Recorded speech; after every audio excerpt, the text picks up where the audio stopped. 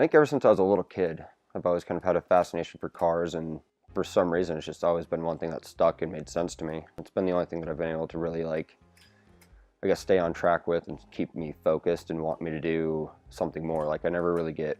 bored or feel like I'm, I guess, stuck at work or something like that, because it's always something new, especially in the world of aftermarket where, no two people want the exact same build, so you kind of have an open template or canvas with every new car that comes in. So it's just always been really fun, and it's never the same job twice. Back in Montana, I was working at a Nissan dealer, just doing basic service work, and I really wasn't that happy, so I also tried out like a four-wheel drive off-road shop, and even with that, like, it was cool, but it's not quite my scene or anything, and there really isn't a big car scene up in Montana. So after a couple of friends moved down, I just kind of ran with the idea of moving down here, and I worked at an independent shop here for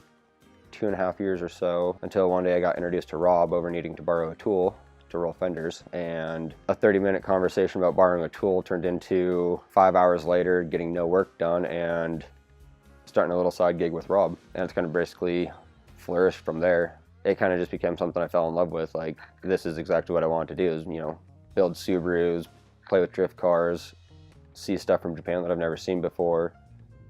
So it's just kind of opened up a whole new door, and kind of more towards the direction I originally wanted to take before stepping into a dealership.